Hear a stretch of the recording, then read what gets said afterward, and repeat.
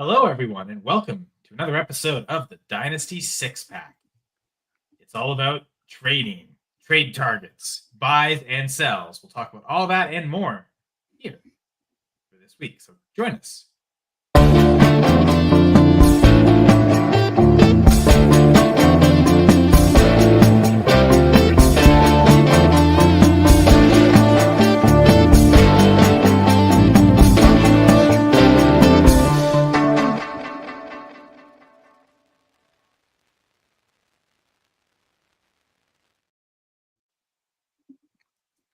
Welcome to episode 26 of the Dynasty Six Pack on the Fantasy Six Pack Network. Be sure to check out fantasy6pack.net.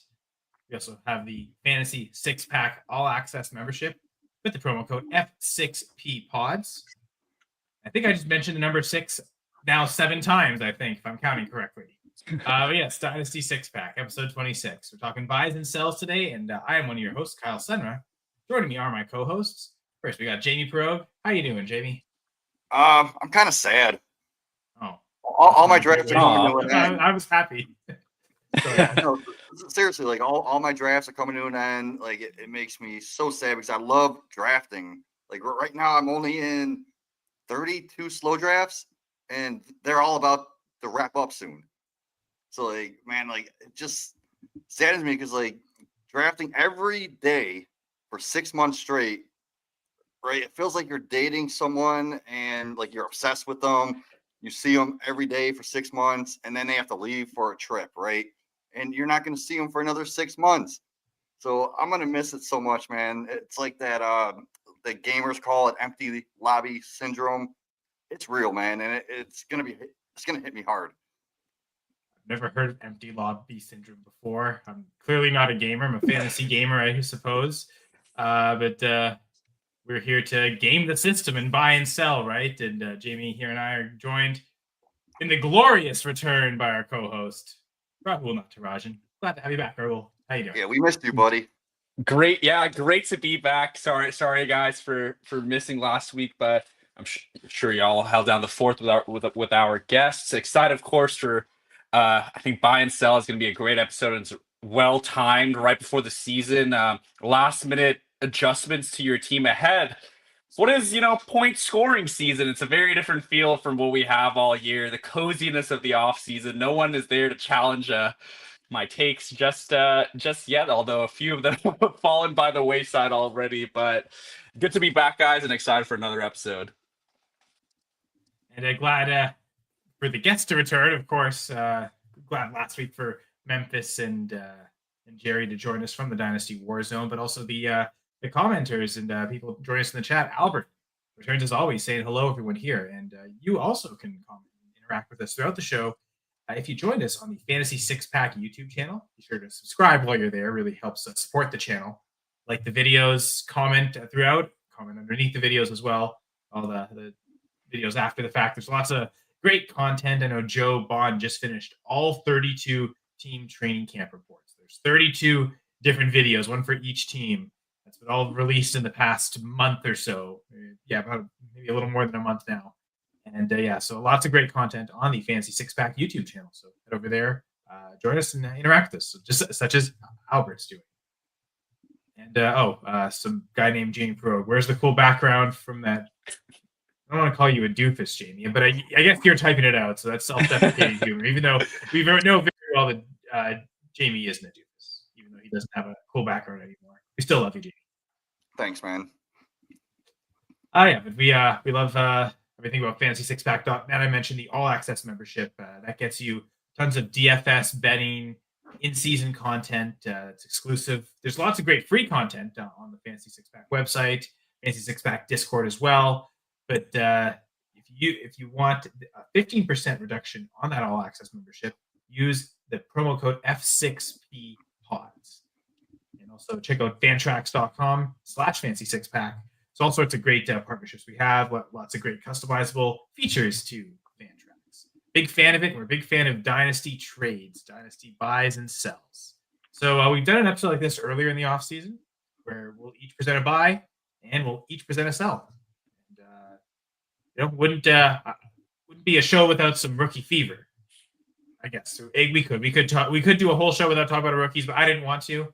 I was looking through Keep Trade Cut website valuing players, and in my mind, one of the things I've been thinking about rookie drafts. I know Jamie might disagree, but the way things have shaked out, I think there's really 4 running backs I would take ahead of Jackson Dart in the Super Bowls. I think that's kind of my line of those are the guys I want to buy. Is those 4 that view as first rounders, top half of the first round.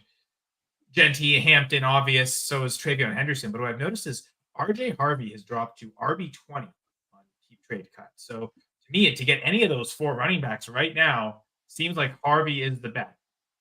Get him cheaper before he starts really producing. Could his value maybe tumble if he doesn't quite start the way we want him to? He's not so productive out the gates. Maybe it's a slightly cheaper window, but people are kind of panicking before the season already. Like this might be the buy opportunity because all it takes is one massive game. If he smashes week 1 and then is horrible the rest of the year, it won't matter because that first lasting memory is that amazing performance. You won't be able to get him. So if you really want to buy RJ Harvey, if you really want to buy any of these rookie running backs that you didn't get in rookie drafts, he's probably the one that's most attainable that you really want to get of those first 4. So what do you guys think of my buy RJ Harvey steal, even though it's a little risky to buy rookies before their first games? Well, I mean, right now, I do agree. He is a buy. I wouldn't take Jackson Dart over him, and I've moved Ibuka over him. So, if you're in a rookie draft still, 108, 109, I'm fine with that in a super flex. And you got to remember, dude, this dude makes defenders miss.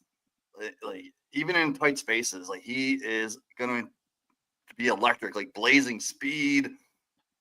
Every touch is a chance for a highlight reel, right?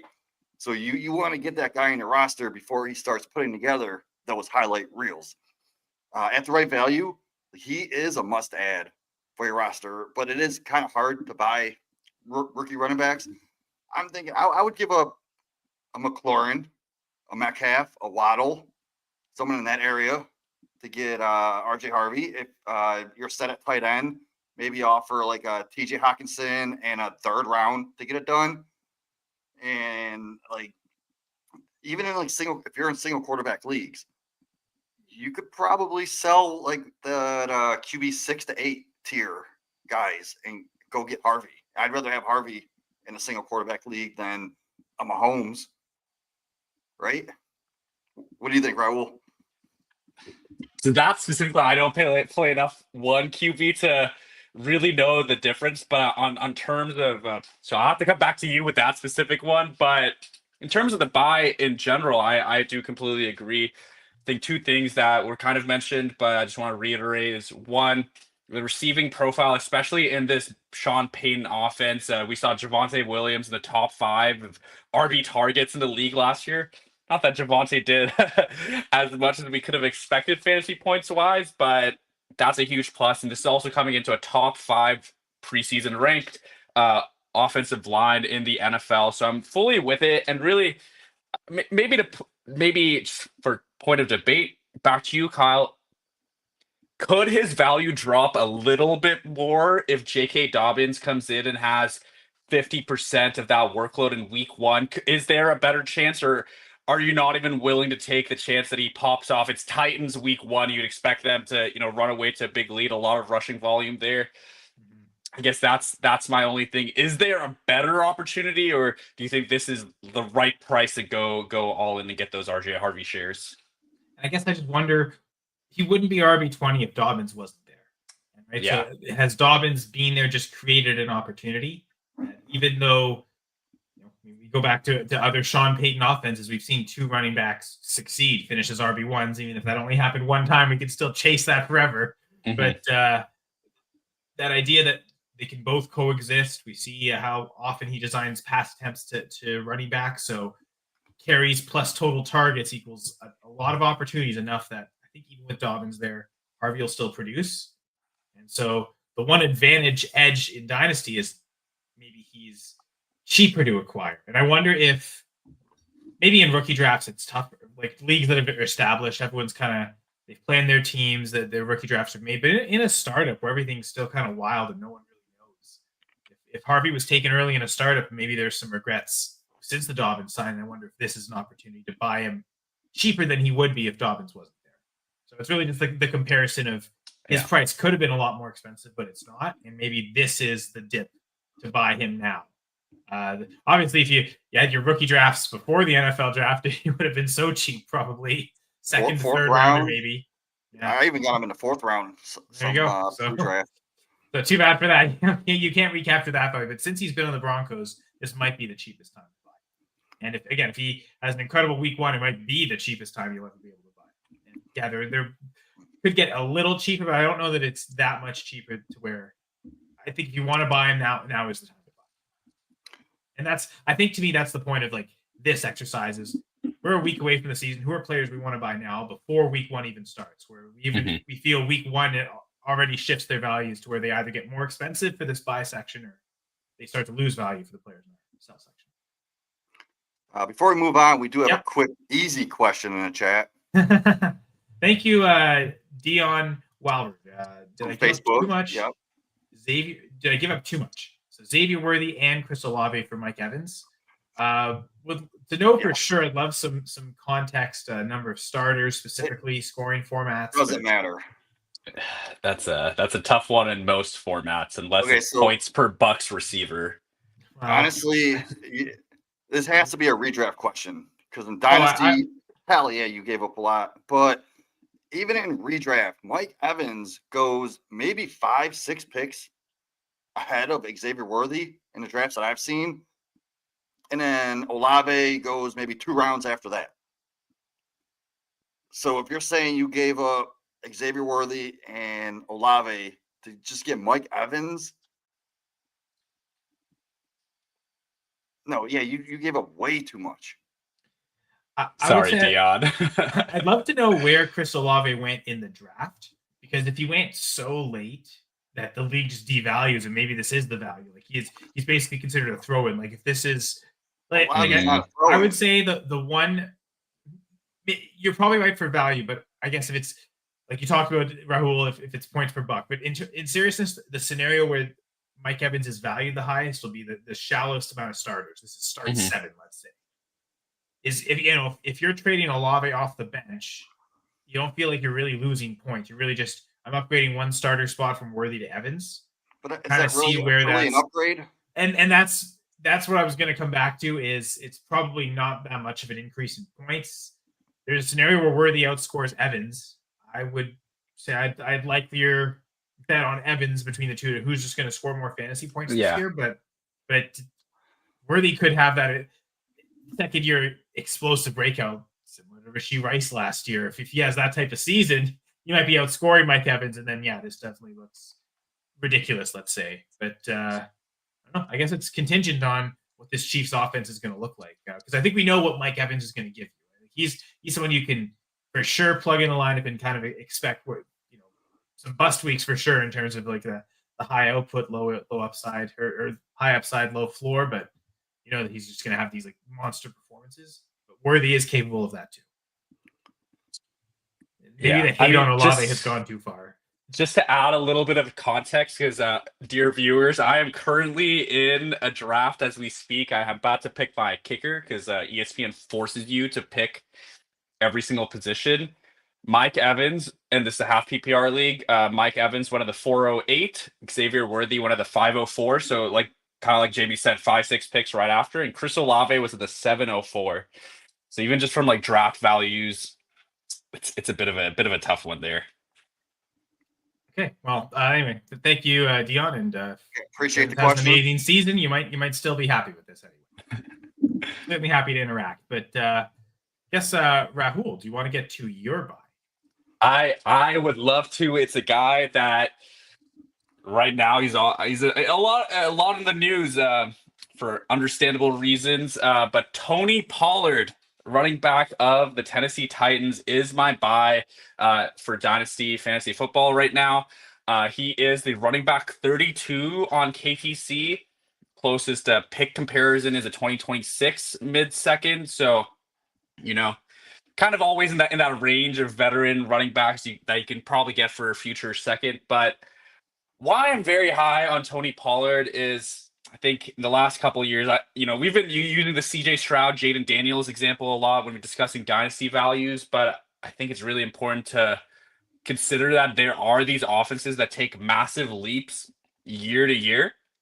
The two that I pointed out was a rookie quarterback example, and that's kind of what we have here. It's not necessarily always a rookie. Bryce Young proved that might be a little bit more difficult of a transition. But in addition to the quarterback, who I'm independently high on, but I think is going to be a significant upgrade from the combination of Will Levis and Mason Rudolph the Titans trot out there. The offensive line had quite a significant upgrade. There's been a lot invested both in draft capital and in free agency over multiple years by the Tennessee Titans.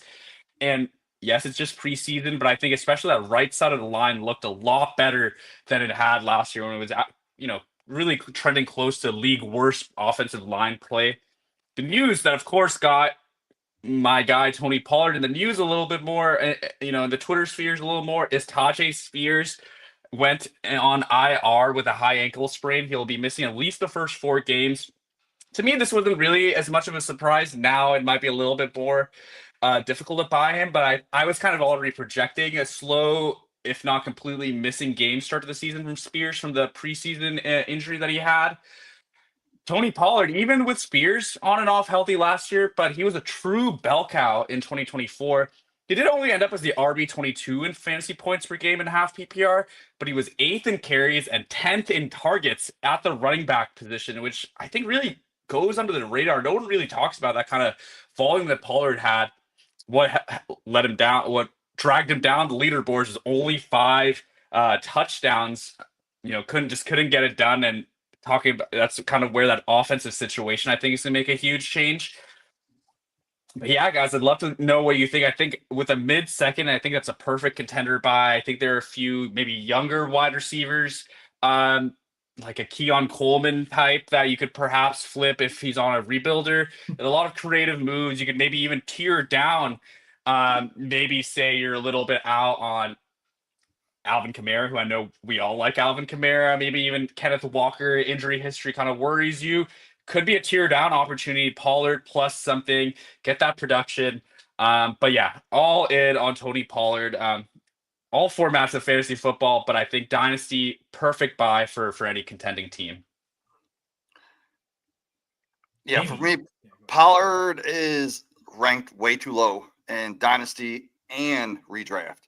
It's crazy. I'm getting him in the 7th round of redraft leagues right now. That's just too cheap for a starting running back that the rookie quarterback is going to rely on. He could catch passes. He's not going to have a guy behind him for a few weeks lurking, taking snaps away. So if you're a contender, 100% go get Tony Pollard. And I think that mid to late second, I think you get it done.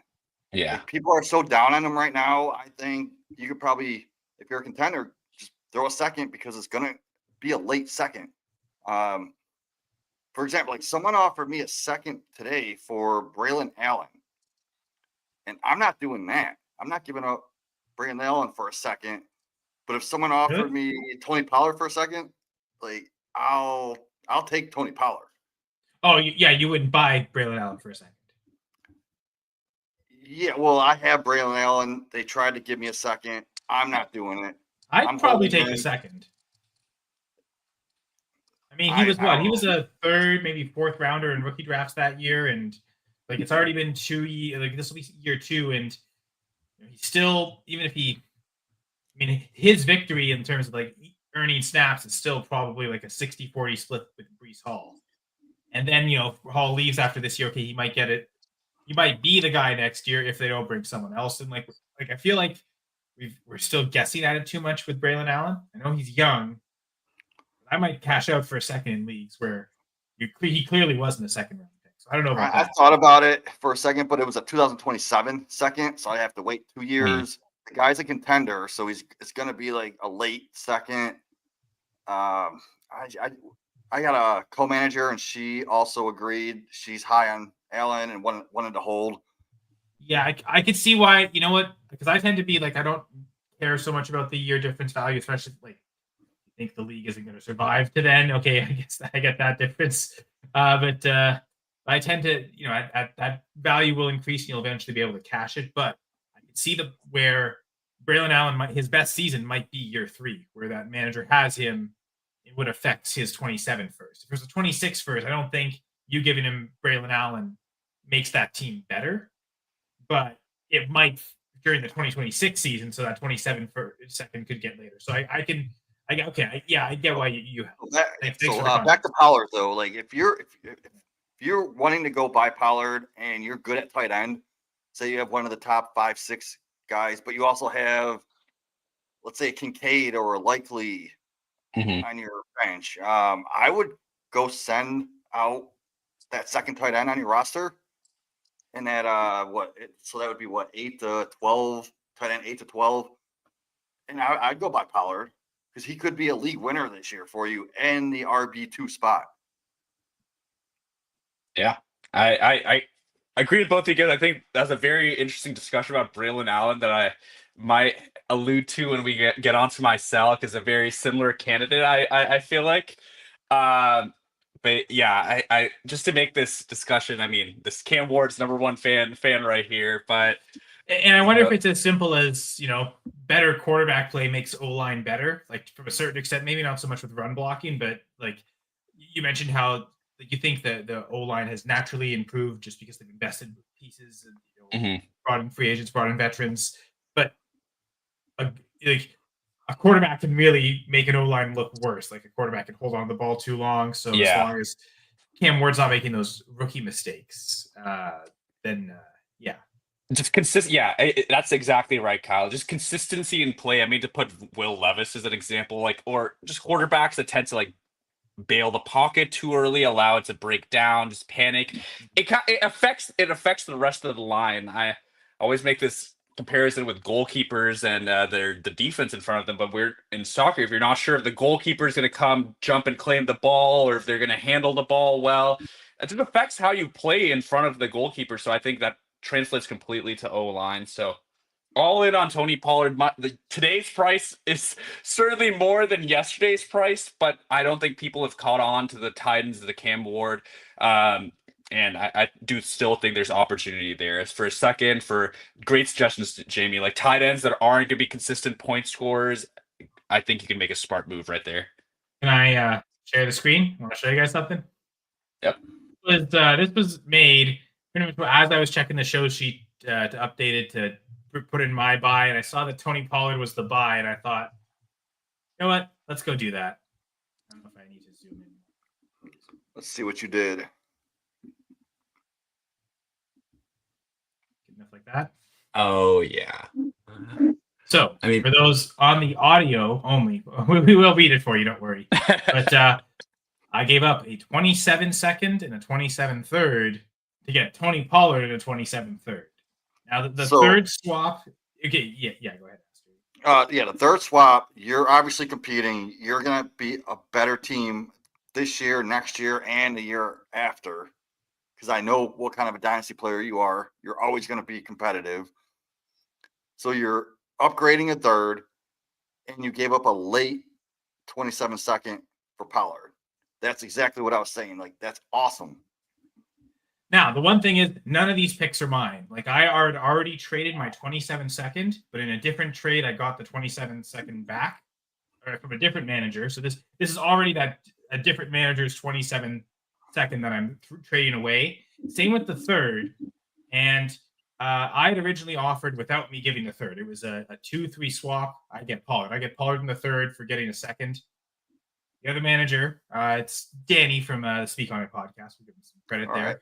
Right. Insisted I give up the 27 third belonging to his cousin Bam, because he just doesn't believe in Bam's ability to roster the team, even though Bam was a pretty good team last year. I believe made the semifinals. So we'll see. So I was willing to make the bet that the 27 thirds are equal. Effectively, I feel like I'm giving up a 27 second for Pollard, which is basically right in line with what you're saying. Feels like just a singular second, and it's 2 years down the line. I like it. This particular manager had 2 running backs on the trade block. One was Tony Pollard. One was James Conner. Rahul encouraged me with this buy to go buy Tony Pollard. I think he's 3 years younger than Connor as well. Mhm. And I had Trey McBride, so all these factors kind of leaned to tell me, okay, go out and send this offer for Tony Pollard. And so I did. So I like it. Real quick, we have another comment from Dion in the chat. I just want to ask Dion, come over to YouTube, man. Way better than Facebook. It also gives us the views, and when you comment on YouTube, it really does help the algorithm. But we appreciate where you watch no matter what. Appreciate that, Dion. If you're an anti-YouTuber, we will still certainly answer your questions. I love Facebook. I love that he picked up Nick Chubb as a sleeper, Yeah. because Nick Chubb's not a sleeper right now. He is going to be the starting running back for the first 4 weeks. And Woody Marks is obviously going to get some pass catching work, but goal line and first, second down work, it's going to be all Chubb. So I've been grabbing Chubb where I can in some redrafts, right around the person that I'm going to talk about that you need to go buy in Dynasty. Before we just jump into that, the draft question I asked y'all right before. So I took Shaheed at the 11-9 or whatever that was. Unfortunately, Samson went at the turn. I came back, and I just took Nick Chubb on my team. So I love it. great Good choice, Dion. Yeah. What round Okay, were so- you in? 13th? That was the 12th. That was the 12th. It was the top of the 12th. Okay, 'cause Yeah. I've been looking at them in like the 13th round in best balls. Yeah. So I like that. Okay, but Jamie, go ahead and talk about your Dynasty buy right now before the season. All right, so stick with me here because this is going to be a little bit of a Browns talk, but I'll keep this as painless as possible. It's I know. I Cedric was surprised you had a Browns player as a buy. I almost expected the opposite. I think that's why I was also confused with a few things. There's a few things that confuse me here, Jamie. So unconfuse me my out. brain, please. I'll try to keep it to the point, but it's Cedric Tillman. Go buy him now because Joe Flacco right now is under center, right? Which means you want the guy getting those deep shots downfield. For me, that's Cedric Tillman. He's a big-bodied. He wins contested catches, and he's perfect for Flacco's vertical outside the number style type of play. And let's be real, the Browns will probably be trailing a lot. That means more throws downfield, which is exactly where Tillman thrives. You want a late start in drafts, Tillman is your guy. His skill set matches Flacco's play style. Like his breakout potential is 100% real, and the price is still cheap right now. Tillman time is seriously coming. Like he's going into his third year. He's only 25 years old. With that size and skills that he has to be a long-term fantasy asset, like lock him into your dynasty rosters now while the price is right.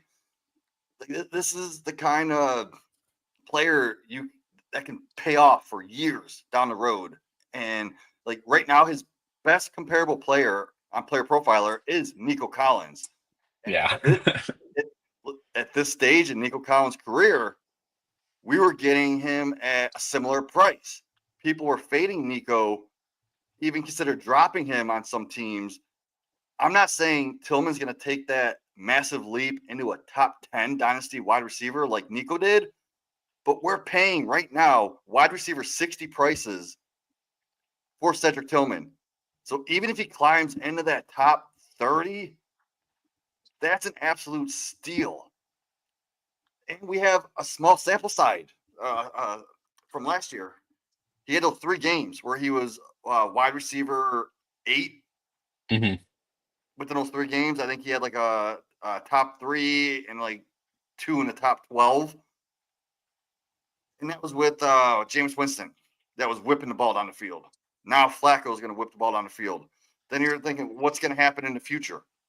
Well, the Browns are only going to win 1 or 2 games this year. They're going to get a top quarterback next year in the draft. So pair that top quarterback in the draft with Tillman now, it's an absolute steal. I literally have him in 13 dynasty leagues right now out of my 29. I looked at my redraft. I have 38% of him in my best ball drafts. That's insane. Is that like, just for reference sake, like who's your highest right receiver that you rostered best ball? Like, how close is that to 38%? He is my highest roster. Okay, it is him. Okay. So he's going on average at pick 153. All right. So if I'm at the end of the round and it's at the 140 something, like I'm willing to reach a full round just to get him on my roster. Sometimes I skip him and he falls back to me. But I don't want to take the chance. I want him on every single one of my rosters. Oh, what do you think about Cedric Tillman? I absolutely love Cedric Tillman. He's been.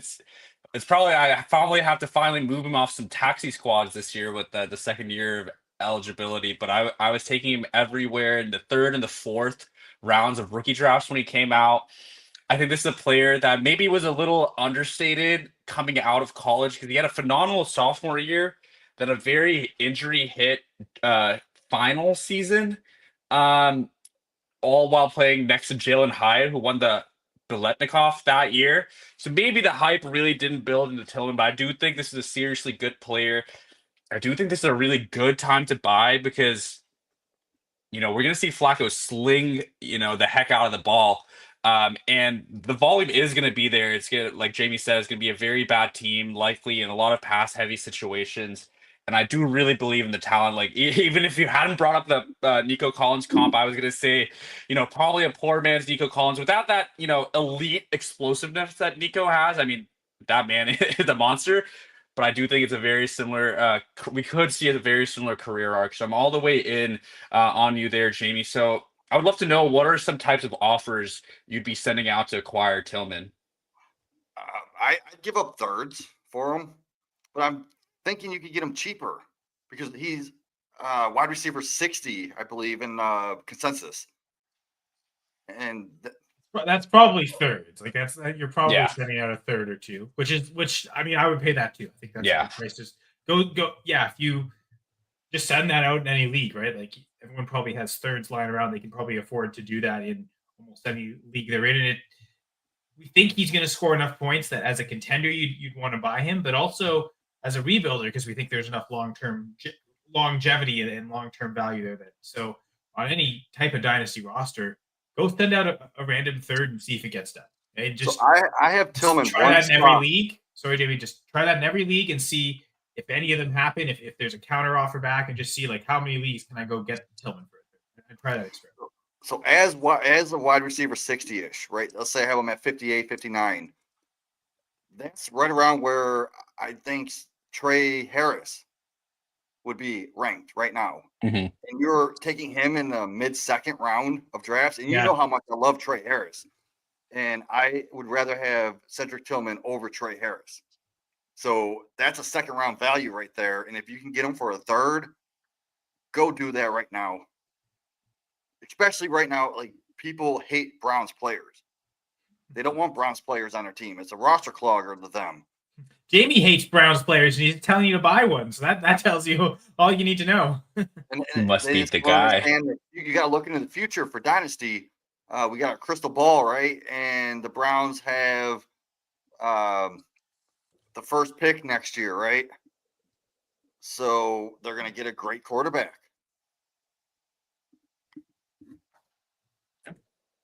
I was going to say something. I don't really have anything to say because I want to transition to another point. Jamie, you have a certain player that you consider a sell. Would you consider trying to sell this player for Cedric Tillman? I guess we can reveal him now. This player is Deebo Samuel. So you can explain why Deebo's a sell, but I wonder how many transactions involving Samuel to Tillman have happened in dynasty leagues, could happen. Maybe that's something people should look for if talk about wide receiver. But I'll let you talk about Deebo Samuel. Yeah, so let's talk about Deebo real quick. He's now with the Washington Commanders. He was traded from the 49ers, and that shift changes his fantasy outlook, in my opinion. So here's the key, right? Deebo is moving from a run-heavy, Deebo-centric offense to one where Terry McLaurin is a primary target. Also with Zach Ertz, targets are likely to be spread out. which could limit his weekly upside. I get that he's still got that rushing ability, but he's about to turn 30 years old. Like we all know the age cliff is real, and Deebo's right on the edge of it, looking down. He could fall off at any moment. So bottom line, like, he's still incredibly talented, but his ceiling drops for me going to a new scheme, new team, depending on his health and fit. Like, Deebo is a prime resale candidate for managers looking to cash in on his name value alone, plus his past production. And like, I have him valued as like a mid to late second right now. So you can like sell him to a contender. Maybe try to get younger, ask for straight up a Keon Coleman or a Kyle Williams. But like what you were referring to, Cedric Tillman, like offer Deebo for Tillman and a third. That's what I was just thinking. If you value Tillman is a third and Deebo's a second, there might be that enough of a like third makes up that value, right? Yeah. 2/3 for a second. Like I said, Tillman could jump up into that second round tier and be even valued higher than Deebo next year at this time. So, and if you're looking for like a running back, right, go sell Tillman for the new flavor of the week, Mr. Bill, Ja'Cory Krosky-Merritt, right? Who do you think gets more rushing touchdowns on that same team, Deebo Samuel or Ja'Cory Krosky-Merritt? It's going to be Krosky-Merritt. I think rushing touchdowns, I agree. I think total touchdowns, though, will still be Deebo. Or even like a Tootin right now that you're going to have to hold for half the year or wait till next year for him to blow up. Because I'm high on Tootin. If you listen to us all off season, I think he's a top 24 running back in Dynasty. Well, if you listen to you, I'm not saying he's a top 24 Dynasty running back right now. Well, you're getting him in the second round. Like, some went in the beginning, some went in the end. There's a lot of running. We just talked about Tony Pollard, though. Like, there's a lot of running backs I'm willing to give up a second pick for. Well, Tony Pollard is more of a win now. Tootin isn't a rebuild, because if you're selling Deebo, you're most likely going to be in like a type of a rebuild where you want those younger players. So Tootin would be a good 1-for-1. Krosky-Merritt would be a 1-for-1. Tillman would be a good package deal, like we talked about. And if you're like, say you're going after a tight end, I'm thinking that range of like the Mason Taylor, Ferguson, like Terrace Ferguson, late second round picks, right? It's kind of around Tootin's range, really. Like, that's any of those guys going there, right? Like, there's another guy that I would give up if I'm good at tight end, and if I had Tucker Kraft as my number 2, I would sell Tucker Kraft right now, or I would go buy. It depends on if I needed a tight end. But we'll talk about that in a second. Yeah, no spoilers or anything. So most people, they do play in single quarterback leagues, right? So if you're looking for a single quarterback league, selling Deebo would get you someone like a Justin Fields or like a JJ McCarthy type quarterback, someone outside the top 12 in that like 15 to 20 range even. And to your point, if you are trying to rebuild, you're not worried about, like, say, losing, like in a 1 QB league, let's say, losing Deebo as a starter and getting a younger backup quarterback back. If it kind of guides your team towards that younger phase, then it certainly makes sense. But to the opposite point, sorry, go ahead. Let's say you were in a super flex and you're trying to sell Deebo for a quarterback. It would be in that like Jalen Milroe range. I was just thinking that too. Again, those late second round picks. Late second. Or even if you're still a believer in Anthony Richardson, maybe I don't recommend it, but that would be in that range. So yeah, like if a rebuilder might like Richardson because he's not scoring points, right? He's not helping your team move up in the standings. So like having Richardson helps you get to the 101 a little more easily. So Kyle, say you you got an offer to receive Deebo, and you're giving me your 2026 second and third. Are you accepting it, declining it, or are you going to counter with something else? Yeah, I mean, clearly, if you're a rebuilder, you wouldn't do that because what you're trying to do is gain more You're a picks. contender. So yeah, I'm offering you Deebo for no, thank your you. That's why you your specified me, second right? You have too much faith in me that all my teams are winning. I'm not rebuilding. You're just that damn good, dude. Yeah, I think if I'm looking at my team and I want another starter, he's someone I think could start the season off quickly, even though he's with a new quarterback. But McLaurin's absence in training camp and Noah Brown kind of coming off injury, those two guys that Daniels targeted a lot last year, then Diami Brown being the third, like they're maybe not 100% at this point. Brown's gone entirely.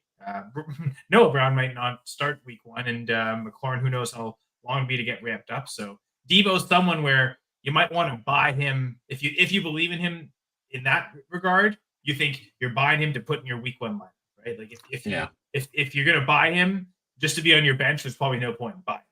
You want to buy him to start. So I would, if I'm looking at my team and I think I'm that one extra starter away, yeah, I'll give up a second and third. And Noah Brown ain't no slouch. So like last year I was looking at my Fantasy Six Pack articles that I did on wide receiver cornerback matchups, and week 12, the Bipocalypse, I was telling people to start Noah Brown over Justin Jefferson because of the matchup. If it's the Bipocalypse, you probably have to start both. Well, yeah, but I said be careful on Jefferson because of the matchup. I think he was going up against Jalen Johnson. But anyway, whoever he was going up against, he only got like 5-point-something points that week, while Noah Brown got 15 points. Man, it's just having that better quarterback, right? It makes such a difference. You know, having to carry a scrub like Sam Darnold. But it's funny, Rahul, I'll let you get to this, but I do remember my point I was going to make about Tillman, which is a positive for Tillman. In we've had kind of I guess to my mind, a surprise release, a veteran who's a target earner that might have eaten into playing times and targets. Deontay Johnson released by the Browns. That means the number 3 wide receiver, Jamie, as a Browns fan, you might know better than me, but the way I'm looking at the depth chart, David Bell is like that. That's the wide receiver 3 on the team. Jamari Thrash, maybe. It's going to be Thrash or Isaiah Bond. Yeah, but or my personal favorite, Harold Fannin, because that dude is a beast. Go buy him now. Go buy Harold Fannin right now. Wow, Jamie's said 2 Browns players is by. But anyway, like that's to me, that's a big positive for Tillman. Just he's probably going to play in most 2 wide receiver sets. Yeah, he's probably not 100%. going to come off the field. Whereas with Deontay there might have been that risk of again drawing targets. So that's a positive there. But I got to say, from Deebo's perspective, that positivity kind of almost doubled. Michael Gallup and KJ Osborne both got cut. And I wrote about this in the Fantasy Six Pack Cut Day article on fantasy6pack.net. And one of the things I talked up was Noah Brown, meaning, you know, the talk of the injury, like if he's not healthy right to start the season.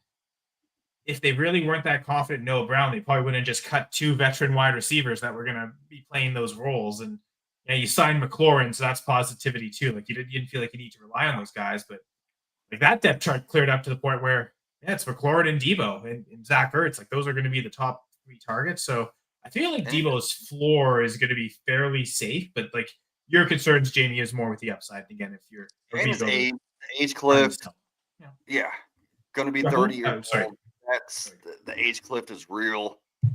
That's my most main concern. Plus, when receivers move to a different offense, it's not always good. Yeah, sorry, Jamie. I think age cliff concerns completely valid. You know, kind of in my short history here, the NFL, I'm kind of going with the approach that when I see a decline, I'm not gonna try and catch a falling knife, and that's we certainly saw the worst of Deebo Samuel in his NFL career last year. He did have pneumonia midseason, a lot of injuries. That offense kind of fell apart, but we did see a decline. That's a fact. He's pushing up that age cliff. I think on a second, certainly not a rebuilder, but I would take a second in a lot of scenarios. But think I do kind of want to push back on the notion that it might not be a great system for him. I actually love the fit for Deebo Samuel in the Cliff Kingsbury offense. This is an offense that last year ranked top 5 in the league in throws behind the line of scrimmage. And that's kind of what Deebo has just eaten his entire career. The short areas, screens, little crosser routes, slants.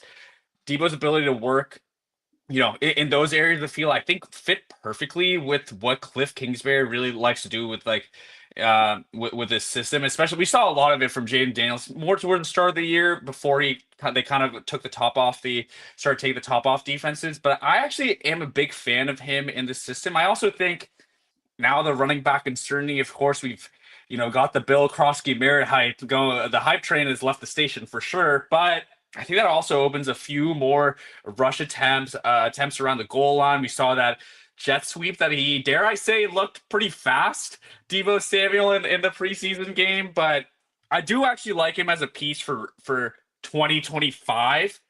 But I won't push back against your point. Like a lot of situations, I'd probably take it. And yeah, if we're looking for a starter, if it's looking for a specific wide receiver, maybe. But then, yeah, if you're going, would I rather pay a second on Tony Pollard or Deebo Samuel? I'm going to take the running back every single time. I do think there's 2025 value, but if you want to cash out, a second of the price, I think is very fair there. I don't even know who's older, Pollard or Deebo. It's Deebo. It's Deebo. Pollard is 28. 27. 28. Yeah. Deebo's 29.6. So he'll be 20. A year and a half, 2 years older. Yeah. Okay, that's what I thought. Okay. Also, back to the talk about Jamie's buys and sell at wide receiver. We're still talking about Tillman here a little bit, but Jason T mentioning Bond. He thinks Bond will be the number 2. But for now, it's Tillman. I think he thinks an eventual number 2. But then Tillman and Thrash for now. He says Bannon is a beast and a hometown favorite. And I know, Jamie, you're preparing for him to be the number 1 tight end, but maybe as the number 2 tight end, his avenue in the field is like, that's really the Browns' number 3 wide receiver is really their number 2 tight end. I actually would buy that more than anything. Yeah, Bond ain't anything. Like you know how high I was on Bond. I thought he was going to be like an early 2nd round rookie pick. And then when he lied and said, "Oh, I'm going to be the fastest guy on the field," and then he had his legal issues. It's like, dude, you realize the Browns are right now, they have an agent posted up outside the jail, and as soon as Henry Ruggs gets released, they're sitting there with a contract saying, "We're going to sign Henry Ruggs," and Bond can't even touch Henry Ruggs. Technically, that would be a scout or an assistant GM because agents are the players' responsibility. Teams don't have agents. But yeah, semantics. Samuel semantics, I suppose. Thrash has been on the team for a year now, and he's way better acclimated than Isaiah Bond. Isaiah Bond, I'd pick him up in some leagues, maybe throw him on my taxi squad, see what happens, but he ain't going to be relevant. He ain't going to surpass Judy. He ain't going to surpass Tillman. He ain't even going to get looks over Fannin. Fan has the number 2 tight end.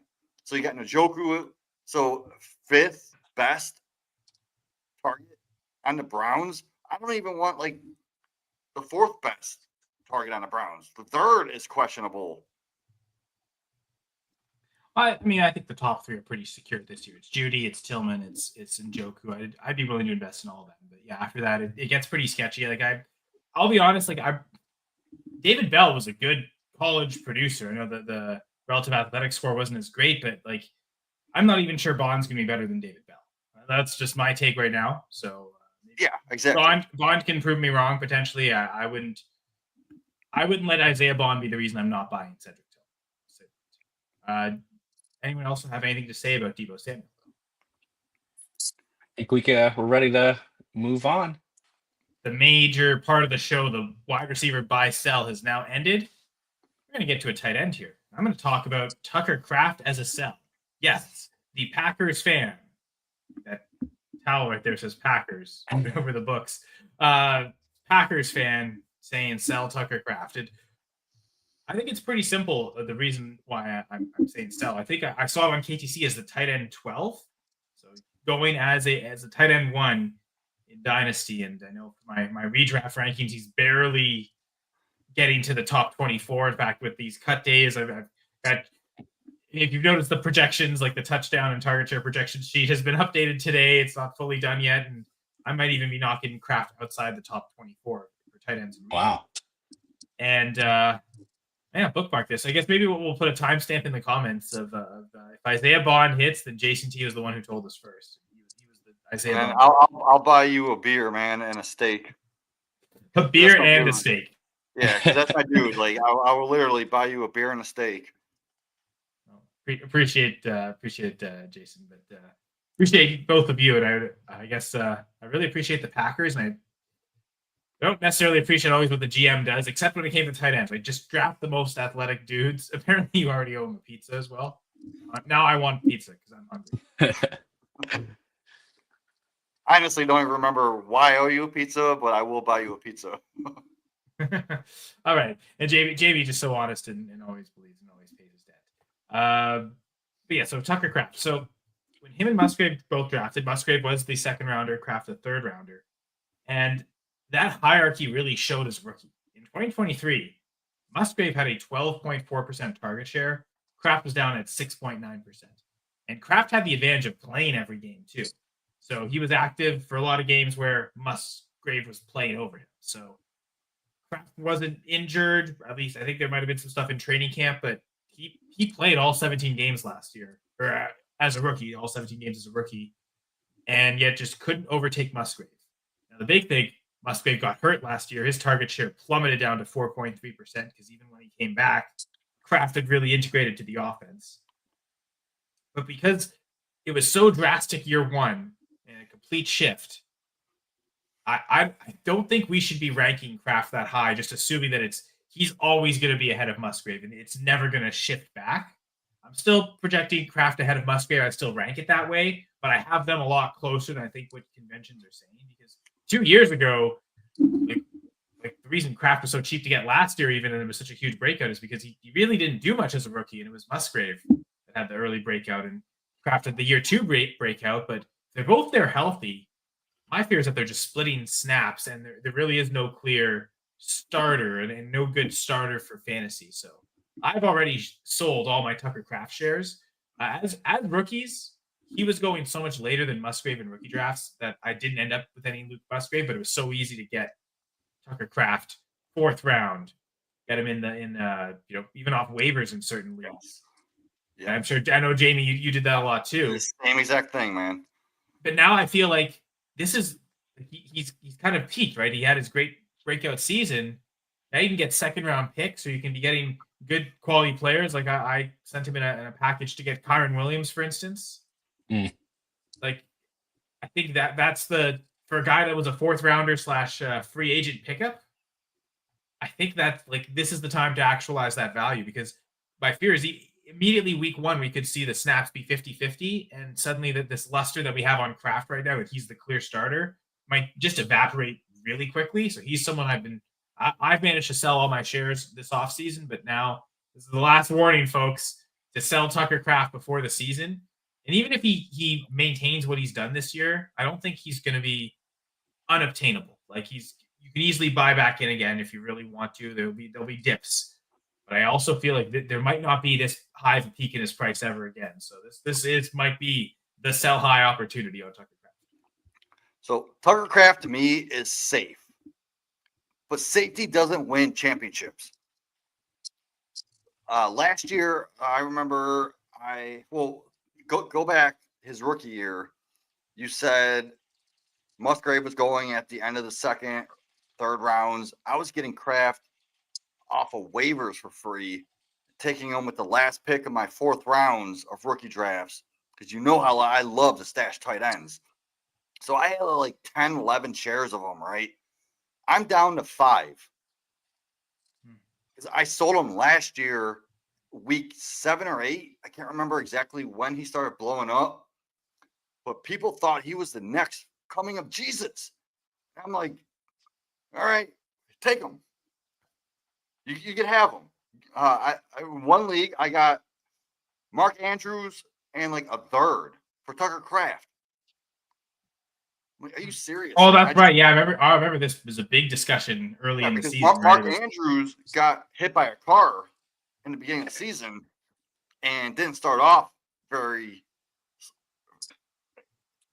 But anyway, if you look at past week 8 or 9, look at the shift. Andrews helped me win championships. Kraft didn't. So I would give you Kraft for Andrews straight up. So I have Kraft left in 5 leagues, which I got for free in the 4th rounds or off waivers.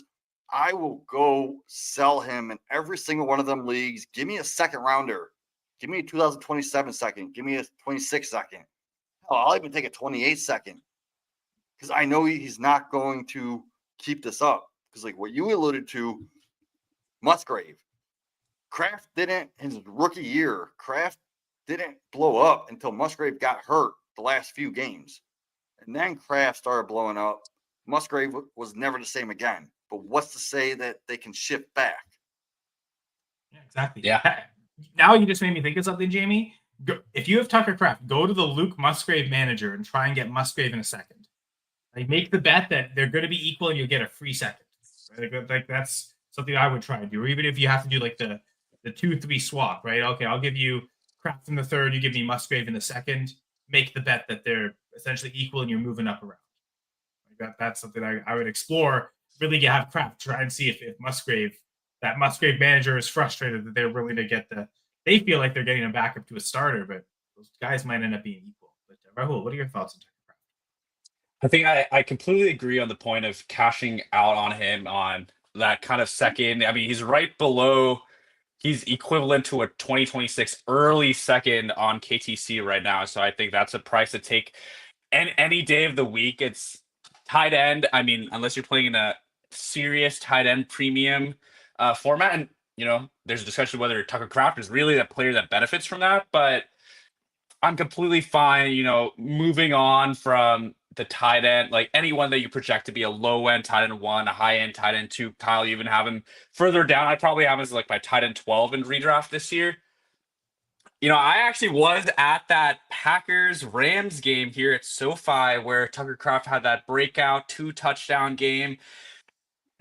We'll have to give him props because he is a monster with the ball in his hand. I think I've been seeing a lot of his yak stats near the top of the league for his position. One of my pet peeves that I see a lot on Twitter is people who are trying to extrapolate, a player's production on a limited number of targets over, oh, hey, what if they get 50% more targets? See a lot of that with Jameson Williams. The second player I see that a lot with is Tucker Kraft. And he only had 2 games with 6 receptions last year. So that, feeds back to the tight end premium point. He's not really that kind of guy to benefit from, extra point per reception for a tight end. Again, he's a good player. Yaks, great with the ball in his hands. But if you kind of look at actually where his targets came from, it's a lot of check and release. He's blocking, and then he almost provides like kind of what you'd expect the running back to be, that short check down option. That's what Tucker Kraft did in a lot of that offense. Maybe that sticks year to year, but I really don't think it's something that is completely irreplaceable and can only be performed by Tucker Kraft. So I think he's a good player. I think it's someone that I'm looking for when I miss out on the early 3 in a redraft league. That I might mix in a Tucker Kraft near the end of the board, but at an early second price, I'm selling it all day. All right, so Rahul, you said if you miss out on the early 3 in a redraft, so assuming you're gonna wait, so Hawkinson's gone, Andrew's gone, Ingram's gone, Laporta's gone, Njoku's gone. Yep. And I'm looking at these rankings right now at Player Profiler. Tucker Kraft and Travis Kelce are back to back. Which one would you rather be taking? Oh, I'd take Travis Kelce for sure. I mean, in most leagues I see. Sorry, go ahead. Tucker Kraft or Jake Ferguson? I'm very high on Ferguson. Me too. Man. Give me Ferguson, man.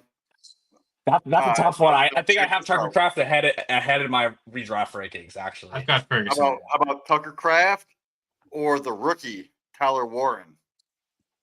Big Tyler Warren guy. That's crazy, but yeah, because Tucker Kraft is the highest out of Kelsey, Ferguson, and Warren in these rankings. And I'm like, why? It doesn't make sense. Tucker Kraft should be after all these guys. Put him at 13. Like, if you say Tucker Kraft or Goddard, that's a conversation. Yeah. I'd still go Goddard, personally. Exactly. Me too. But I get the age discrepancy, maybe why in Dynasty you might prefer Kraft in Dynasty, but certainly I think he's a fade in redraft and he's a sell in Dynasty. That's really the big takeaway. I can say, like, if you look at, like, Rahul, for your buy, Tony Pollard, there's good news in the quarterback change. We think that's a positive. B, Spears is out, right? So there's like recent news that says, okay, he might increase opportunity. With Tillman, it was Deontay Johnson getting cut. To me, that was a huge positive. Maybe for everyone else, that doesn't really matter. Everyone hates Deontay so much. I've always loved Deontay. Even Deebo, right? Like Gallup and Osborne getting cut. I know you said he's a sell, Jamie, but like there's been positivity and like moving like in that direction. With Tucker Kraft, he really they just drafted a first-round wide receiver. Like that type of heavy investment indicates they're not suddenly going to pass more to Tucker Kraft this year. But it's like the fact that they took a receiver in the first round tells me that they don't want to be passing more to Tucker Kraft. Like that would, if they had gone through the draft without a receiver, let's say it's Savion Williams in the third is their only receiver and he can't even play receiver, so it doesn't matter. Okay, maybe they do want this Tucker Kraft to be kind of a focal point of the offense. But to me, like I still think the offense now runs through Golden, but still through Dubs and Reed more than it does Tucker Kraft. So suddenly, like Jamie, like you were saying earlier with I can't remember who we were talking about as a player, but this is the fourth option on the team at very best. That's that they don't decide that Musgrave is that guy. Right? That's still a risk too. Yeah, no, I'm completely with you. I'm just out on. I do like Kraft, but I'm out at that price. Well, another sell time. Rahul, sell us on why Zach Charbonnet is a sell. We also went with the running back and running back combo. Not that you would sell Charbonnet for Pollard, and I kind of put them at opposite ends of the show. So go ahead. Sorry, I'm interrupting. No. I mean, I think this is going to be a really interesting one. Zach Charbonnet, Seattle Seahawks, 30-year running back. He's only a few spots above Tucker Kraft on KCC, so maybe that's kind of the value bar there. And let me start with the positives. Zach Charbonnet in 6 games last year, over 55% of the snaps when Walker was injured. He was RB12, RB6, RB1, RB16, RB23, and RB26. I think you can pretty comfortably say Zach Charbonnet is going to be in your lineup when Kenneth Walker is injured. But that's a pretty expensive bet at the 108th overall asset, a top 24 running back 23, top 24 running back at Dynasty.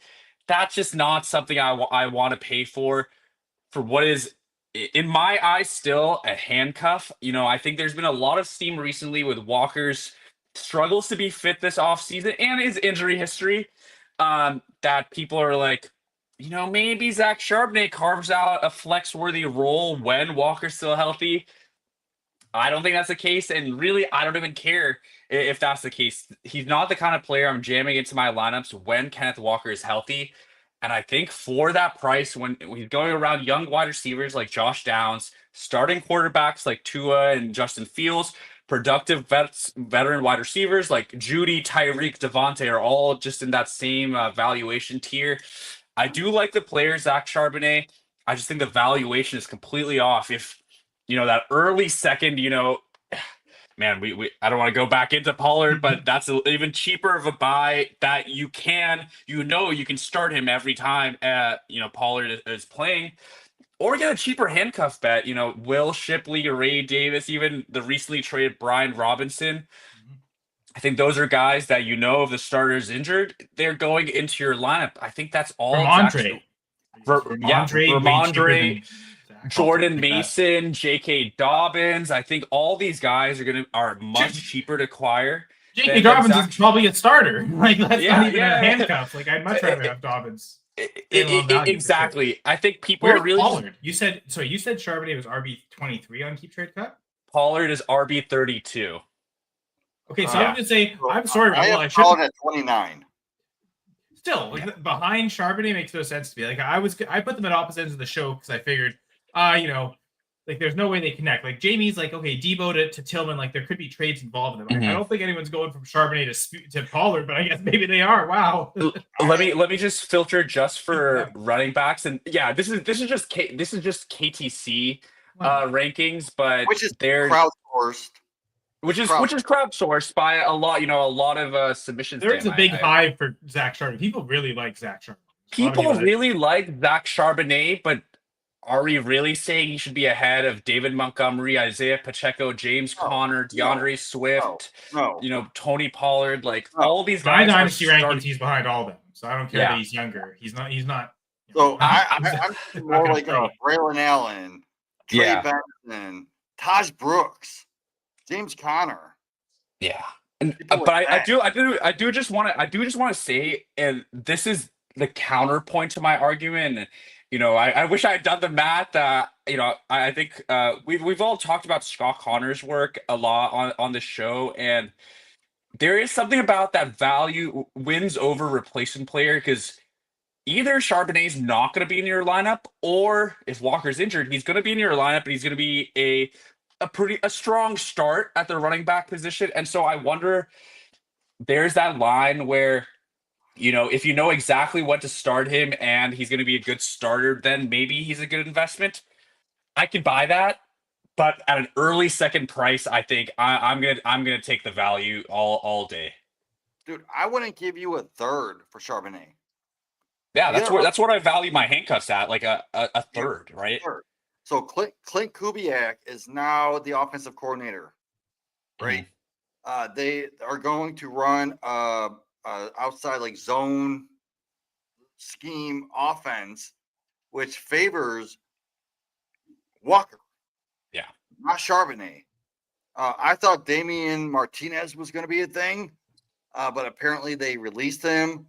Jeff Lambert over at Going for Two got me privy to this other guy. I don't even know his name. Who's the number 3? But I'd rather George Holani. Well, yeah, it's still Kenny McIntosh or yeah. I'd rather have that guy at his price over Charbonnet, just because the offenses are going to run. You're telling me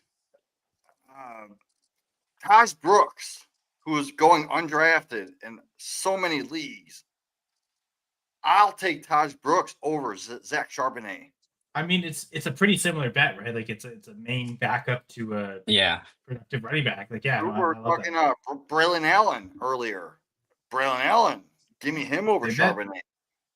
Like Rahul said, any backup running back, you can make the same bet. And if Charbonnet's valued is so much higher, then you can extract value and get another, just transfer to a different backup running back and get a draft pick. Like, give me Ray Davis. Give me Jalen Warren. Give me Woody Marks. Give me Tank Bigsby. I mean, Bigsby and Warren might actually start. Like that's like, I'd rather have them over Charbonnet, right? Like, and I think, sorry, Kyle, but you overlap, right? Like 3 years of Charbonnet behind Ken Walker, right? Like it'll be the last year of his rookie contract where he finally gets to start if they move on from Walker. That's still a big if at this point. And I think, that's honestly exactly where I was going to go. Zach Charbonnet has a lot of fans. Some of it's the Walker situation. Some of it is like, man, we were drafting Zach Charbonnet like almost in the late first, early second in that year. He was like RB. He was like pre-draft, pre-NFL draft. He was the RB3 for a lot of people behind Bijan and Gibbs. And it was like, man, second round rookie running back, like that's kind of where he has to go. But I do think what Kyle just said there, it's like you're projecting, okay, maybe he has a flex role when Walker's healthy. Maybe Walker leaves, he starts the year after. Maybe when he moves on from Seattle, he could be a strong starter. No one knows anything at the running back position, like year to year. And for that early second on what is still, the same bet as all these guys we've named, you still need an injury ahead to feel confident putting him in your lineup. And it's way too rich for me. So that's why So Zach that rookie Charbonnet. class, can you see a scenario where Roshan Johnson outproduces Zach Charbonnet with Ben Johnson as the Bears coach? Absolutely. The name might be Kyle Either- Manungai now, but Guy could have produced together. No, it's Yeah. Roshan, buddy. I hope Okay, my if Roshan Roshan's that bags are much cheaper packed. than Charbonnet, yeah, it definitely is worth selling Charbonnet to get Roshan. Now, to maximize value on Charbonnet, should you try and, like, if you have him, try and sell him to the Ken Walker manager? Is that the person that's going to pay the most for him as the handcuff? I would look to explore that deal. If any leagues I had Charbonnet, I'll start with the Ken Walker manager, thinking that's maybe my best option to get the best offer. Some people love handcuffing. I don't agree. I don't like handcuffing my running backs. I'd rather have your handcuff, Kyle, in case Barkley goes down. I'd rather have Shipley. Yeah, but not everyone thinks like that, right? Does the Ken Walker manager, like, right now, not think like that, right? That's why I think it's at least worth exploring, right? Like, you, again, if it, like, I kind of approach this from, okay, if you've got several leagues where you've got the player, just try and send the offer in all of them. Like, find that specific scenario, find the Ken Walker manager in every league, and go see if you can get a second, right? Like the Charbonnet a third for a second, like that 2-3 swap we keep talking about. I think there's just a lot of very smart moves you can do with the value that the market has assigned to Zach Charbonnet. RB Dynasty RB2, that's a handcuff. I don't know about that. I don't know about all that. All right, are we ready for our final segment of the show? Trade of the week. Let's get it. Yeah. So trade of the week brought to us by Rahul, one of his leagues. So we've got a 10-team start 10 Superflex league, half PPR, Rahul's favorite. We got George Pickens, Jacoby Meyer on one side, and the other, Tajay Spears, 3 picks, a 26 first, a 26 third, and a 26 fourth. So 2 players for a player and 3 picks. So this is a trade from Rahul's league. So give us some background. Yeah. Well, little context. This trade happened before Jacoby Myers, the contract situation this week. So that's a bit of a ding on the Myers side. That going into the picks, especially the first, it should be a late first from a team that was in the finals 2 years in a row and was 2 points away from going back to back. So it should be a late first.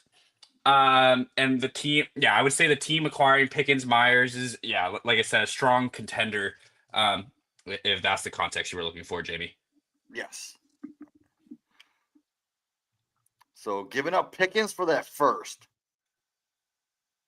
that seems about even. And then giving up Myers for a third, I think that's a great deal. Because even if Myers goes to another team, but then you got to consider Tajay Spears in the equation. So Kyle, while I rack my brain, tell me what your thoughts are. Sorry, I didn't think you'd be done that quickly. I don't really want to give up a first, I think, for Pickens or for Myers. But to get both in one deal with just giving up a singular first makes sense, I think. You know, you're taking one first, and in theory, you're filling 2 starters. And I mean, if you're rebuilding and you get that first, you probably don't care that Tajay Spears is hurt, right? Like he's a handcuff backup running back asset that right now is kind of going to get 0 points. But if you're rebuilding, you don't really care about that. Like you think there's better times ahead for Spears. So when I first saw this, I thought, man, to get a first for either of these guys is great, but maybe to get a first for both is kind of where that value lies. I guess I'm struggling because it is 4 for 2, right? Like, and it's not like 4 bad players that you're suddenly I'm having to cut 2 other players to give me roster space. Like, okay, these are picks. You can absorb as many picks as you can for now, and you can figure out how to manage those roster spots afterwards. So, like, it's not really a negative to be getting 4 assets. Like sometimes it is. Like sometimes it's almost. I'd almost rather you didn't give me that fourth. I'd rather just have a third, and then that's one less decision I have to make in terms of cutting a player. But when it's picks, I guess in theory, just keep piling on the picks, and eventually that value's there. Well, I think it's a pretty fair trade.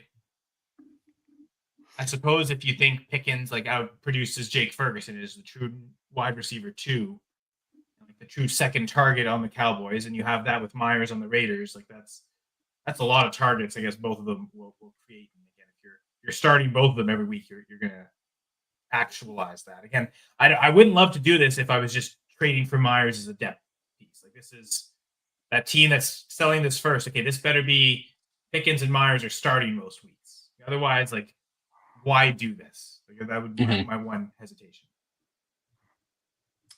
I think that's pretty fair. I think, like you said, I like the way you broke it down, Kyle. It's a fair trade in value wise. I will let on a little more context that Jacoby Myers probably ends up being the second choice off the bench. So not necessarily jammed right into the lineup. So if that makes you reconsider the the strategy behind the trade, I could understand it. Start 10. So it's only a 10 team, but it's still a start 10. So the lineup does get a little bit deeper there. But I do, yeah. Is it maybe if it's time for the big reveal? I did make this trade myself. I was on the receiving side of Pickens and Myers, and the way it was seconds after both players were listed on the trade block, I immediately hit up the manager and asked what they wanted. It was kind of presented to me as Pickens is a first and a third, and Myers can be Spears and a third, which I negotiated down to the fourth in this kind of bundle deal. So I did give up a first there. I do have an extra first. That is the first I gave up was mine. I do have an extra first that is not my own. So I still have that flexibility to work with along with my second.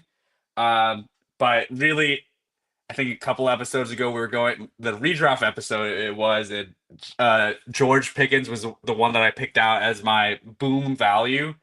Very very high on George here, but value I might have lost it value wise, but I think I'm happy with the players that I acquired there, if that makes sense. So the way I look at this trade, you got Pickens and Myers, right? Mm-hmm. And you got 2 players for 4 assets. You gave up 4 assets for 2 players. Mm-hmm. Now, when I do that kind of a trade, I want, like, if I do a 1 for 2, I want a 15 to 20% increase in value. If I do a 2 for 4, I want a little bit more of an increase. But when you look at these, it's almost exactly, I want to say it's almost exact value. So let's say I give you 2 50-cent pieces and you give me a dollar bill. I want that dollar bill because it's so much easier to carry around as opposed to the clunky 2 50-cent pieces, right? Mm-hmm. And you're getting the George Pickens side, which I would say would be the dollar bill side in my eyes. But where does that 2026 first end up? If it is a top 7, 8 pick, That becomes a little bit difficult, yeah. Yeah, I might flip it. Like, it depends on where that 2026 pick, because it's only a 10-team start 10. George Pickens is the best player right now in this in this trade. So you're getting the best player in this trade. So give me that dollar bill. There you go. I guess my hesitation is I'm not sure that Pickens is clearly better than the 26 first. I guess Well, it depends. that was like first thing approaching this trade. I thought I don't know what is the best asset really. So I think it is pretty close. Like I think it's a fair price to pay for Pickens, but like I wouldn't. Now, It definitely with isn't it being worth a super flex, I don't think I would have made this trade because I know for a fact in 2026 there's going to be 4 quarterbacks coming out that could be first round values. People don't However, look, it's a 10-team super flex. yes. I would add, yeah. I would say that takes away QB value just a touch in a 10-teamer. Well, like imagine in a 10 team where people are drafting Cam Ward at the 103, but Cam Ward would be like the 6th quarterback off the board next year, not the 1. Mm-hmm. I mean, I So don't know that we there's know that for there's like sure. Like it's a lot to we say. do You're know this right. for sure because if you look into Devi, there's 3 Wasn't quarterbacks DJ coming out. Youngbalele and Spencer Rattler like really good quarterbacks before their final season, and they just flopped completely. So Quinn Ewers, right? He just became a 7th round pick. I don't think anyone was seeing that coming. So I don't necessarily know how these guys are going to play in college.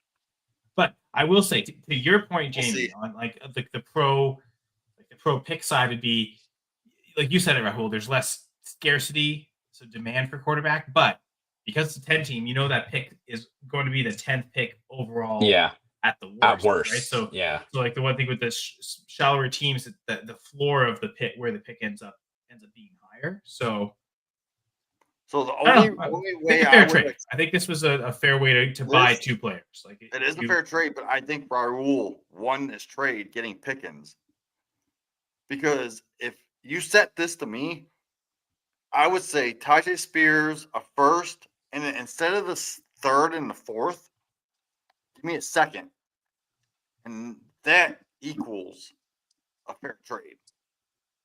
So you saved a 2nd round pick.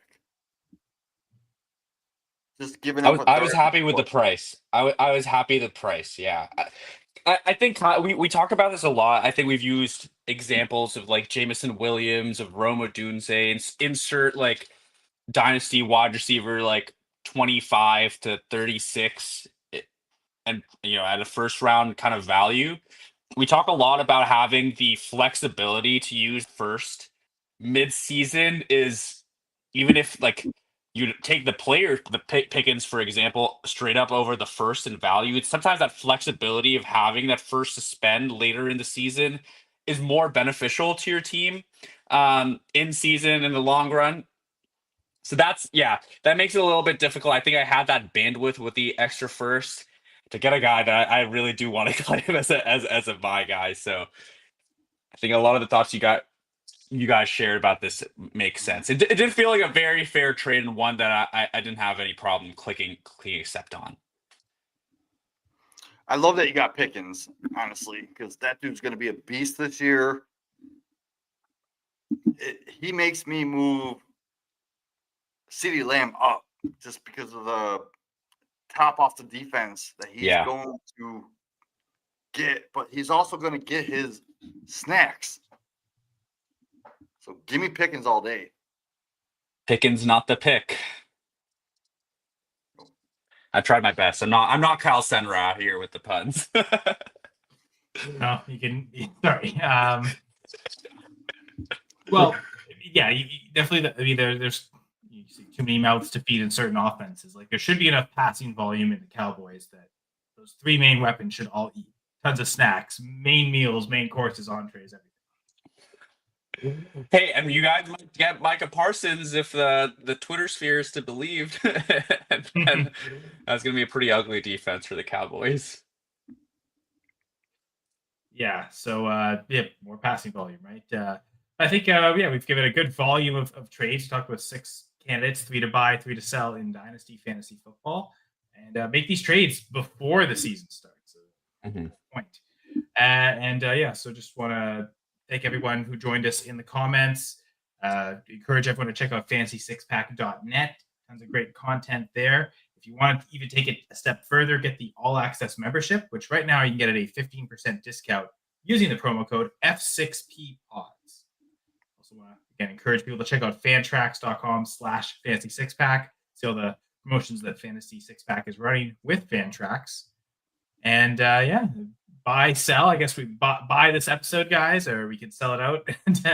Or no, We're not definitely buy the Dynasty Six Pack, even when the redraft season starts, because we'll still be here every week.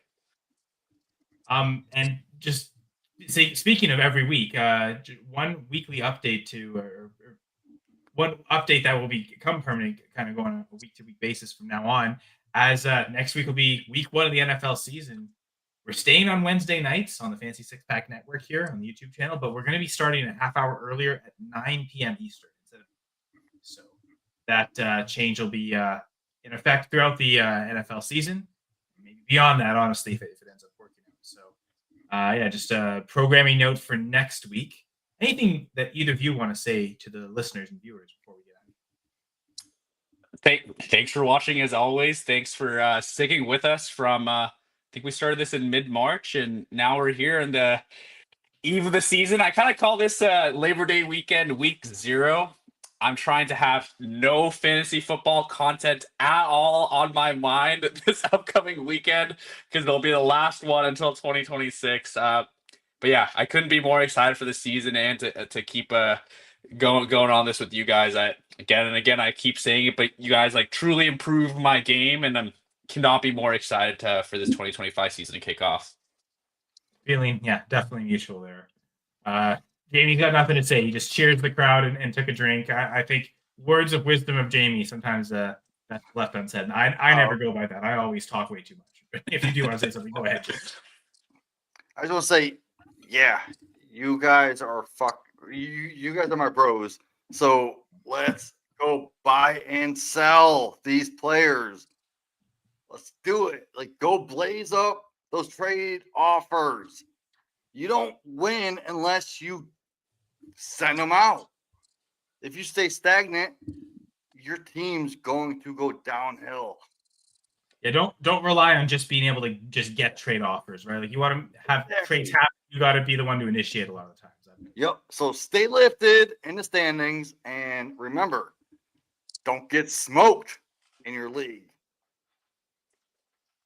All right. Well, thank you, Jamie and Rahul, for the wise words. Also, thank you all the listeners, viewers. We had some live commenters like Albert, Dion, and Jason. Appreciated the interactions. Appreciate the views. Again, subscribe to the Fantasy Six Pack YouTube channel, because there's tons of great content. That obviously preseason content, but as the season hits, we'll also have in-season content constantly flowing through the site.